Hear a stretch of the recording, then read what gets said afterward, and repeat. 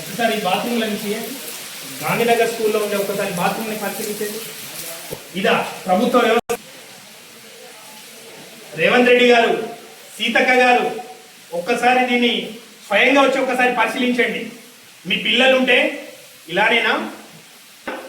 ఇదేనా education minister యొక్క పనితనం? విద్యాశాఖ మంత్రి యొక్క పనితనం ఇదేనా? ఒక సొంత నియోజకవర్గంలో పనిచేయని మంత్రి పదవి ఎందుకమ్మా? సీతక్క గారు, మిమ్మల్ని హెచ్చరిస్తున్నాను. ఏంది పరిస్థితి?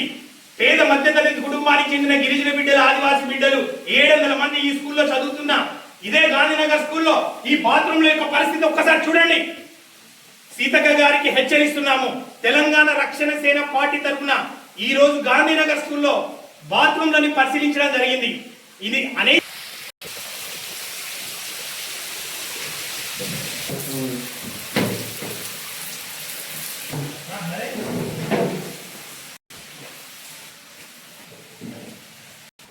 అపరిశుభ్రంగా ఉన్న ఈ బాత్రూమ్ వ్యవస్థని ఒక్కసారి మీరు స్వయంగా వచ్చి పరిశీలించకుంటే రేపు మీ యొక్క ఆఫీస్ ని ముట్టడించి ఏ విధంగానైతే మీ పనితనాన్ని పని చేయించుకోవాలో ఆ తత్వం, ఆ పట్టుదల తెలంగాణ రక్షణ సేన యువ నాయకులు ఉంటుందని హెచ్చరిస్తున్నాను. సీతక్క గారు, ఈ టాయిలెట్ల యొక్క పరిస్థితి ఇటువంటి వేల కొద్ది పెట్టండి, సిచ్యువేషన్ చూపెట్టండి. ఓరల్గా 700 మంది స్ట్రెంత్ లో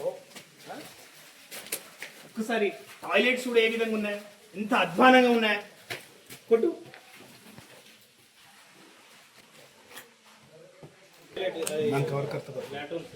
ఈ లాట్రూమ్స్ చూడండి ఒక్కసారి. ఈ లాట్రూమ్ యొక్క దీన స్థితి చూడండి ఒకసారి. మొత్తం క్లియర్ గా విజువల్ తీయండి. సీతక్క గారికి పంపిద్దాం. లోపల తీయండి చాలు. ఏంటబ్బా ఇది? ఎలా చదువుకుంటారు, హెల్తీగా ఉంటారు?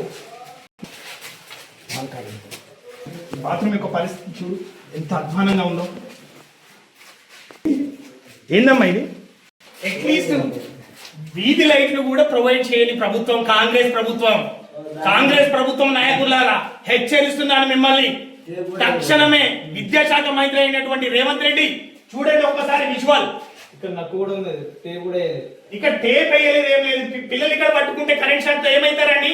మీ పిల్లలు ఇలానే అశ్రద్ధత వహిస్తారా? సీతక్క గారు, రేవంత్ రెడ్డి గారు మిమ్మల్ని హెచ్చరిస్తున్నాను. చూడండి ఒక్కసారి విజువల్. రక్షణ సేన తీవ్రంగా ఖండిస్తుంది.